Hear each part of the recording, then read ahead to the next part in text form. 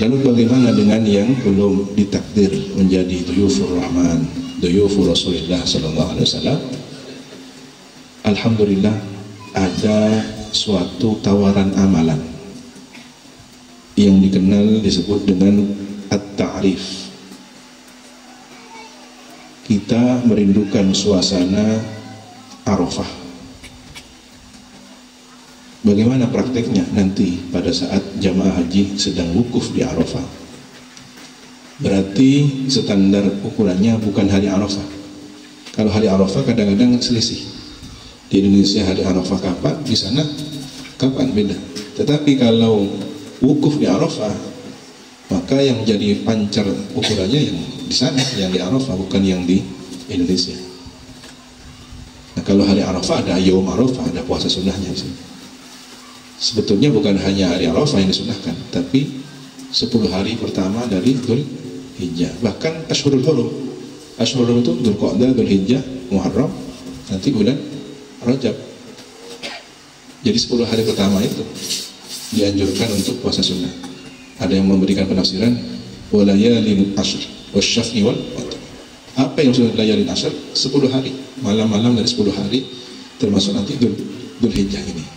Maka yang berkesempatan mulai sejak tanggal 1 puasa sunnah, falyatafadhal, silakan. Tetapi ada juga namanya ibadah ta'rif. Walaupun di sini disebutkan tentang ta'rif itu ada selisih perbedaan pendapat. Setidaknya ada 3 pendapat. Yang pertama, jumhurul fuqaha mengatakan dari kalangan Hanafiyah dan Malikiyah, termasuk Sayyidina Nafi' Maula Ibni Umar radhiyallahu anhu, Ibrahim An-Nakhai, wal Hakam wa Muhammad, bahwa at-ta'rif itu makruh. Tetapi pendapat yang kedua memberikan keringanan, artinya membolehkan ibadah ta'rif. Siapa yang membolehkan? Imam Ahmad bin Hanbal. Tidak masalah. Dan ini yang dianut oleh Asy-Syafi'iyah, kalangan mazhab Syafi'iyah. Yang ketiga, Imam Ahmad sendiri dalam riwayat justru memperbolehkan dan mempersilahkan. Jadi ditanya, bagaimana menurut panjenengan wahai Imam bin Hanbal tentang tradisi ta'rif itu? Silakan. Tetapi beliau sendiri tidak mengamalkan. Bagaimana maksudnya ta'rif? Nanti pada saat wukuf di Arafah, di sana berarti zawal jam 12 atau jam 11 lewat sekian. Di sini masih, nah di sini sudah karena lebih dahulu kan, mataharinya lebih dahulu di Indonesia. Berarti di sini sudah jam 4:30 atau jam menjelang maghrib sudah. Selisih 4 waktu kan, 4 jam ya. Berarti maghrib sampai di sana selesainya terbenam matahari, berarti sampai malam di sini. Nah, berarti mulai menjelang maghrib sampai malam kita dipersilahkan ta'rif. Bagaimana ta'rif? Membayangkan seolah kita membersamai orang-orang yang wukuf di Arafah. Itu maksudnya ta'rif. Maksud dari at-ta'rif, ikut suasana batinnya, ikut doa-doanya di sana. Bayangkan kita sedang menengadah di antara orang-orang yang bermunajat, dan munajatnya orang di Arafah ini pasti dikabulkan oleh Allah. Katanya para ulama, ini kalau ibadah ta'rif dilakukan di seluruh dunia, maka bayangkan Anda di angkasa melihat seluruh penduduk bumi pada jam yang sama, meskipun durasinya berbeda, tapi pada waktu yang bersamaan.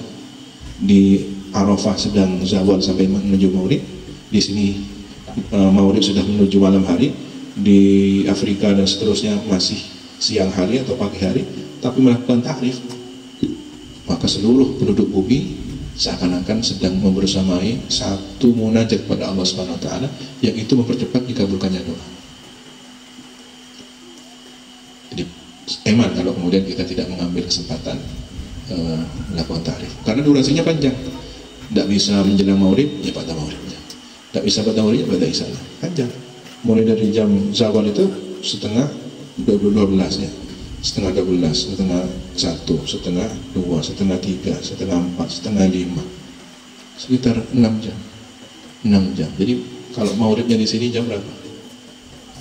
Setengah 6, setengah 7, setengah 8, sampai jam setengah 12 malam masih bisa untuk ta'rif, mengheningkan cipta dengan membersamai suasana batinnya orang-orang di Arafah. Kemudian kaifiyah yang kedua, sebagian ulama memberikan arah. sibukkan mengaminkan doanya orang-orang di Arafah. Jadi kita tidak usah berdoa sendiri, minta ini itu tidak usah, cukup ya Allah kabulkanlah doanya semua orang di Arafah, ya Allah aminkan, ya Allah kabulkan, ya Allah. Maka dari jutaan orang yang sedang wukuf itu kan macam-macam doanya, ada yang urusan hutang, ya, ada urusan jodoh, ada urusan macam-macam penyakit ingin sembuh, otomatis sudah terwakili. Nah kalau kita doa sendiri kan belum tentu semua doa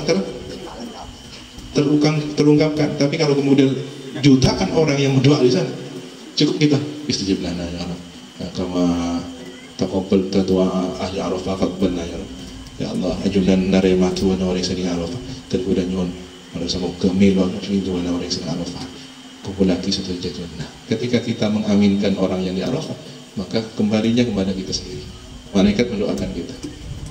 Ini yang kaifiyah kedua. Yang terakhir, karena ini adalah peluang besar, ya emang kalau kita tidak ikut andil menyelipkan doa-doa yang penting untuk perdamaian dunia. Ini sekarang sedang bergejolak, ya. India, Pakistan sedang digoreng.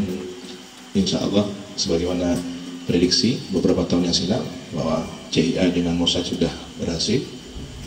Nah, khawatir ada prediksi Indonesia harapannya. Tidak tahu berhasil apa enggak, karena memang dipancing dengan Australia, dipancing dengan beberapa batas wilayah lainnya. Karena ya siapa lagi yang punya peta dunia sehingga sedang dimainkan. Mudah-mudahan diberi keselamatan oleh Allah SWT.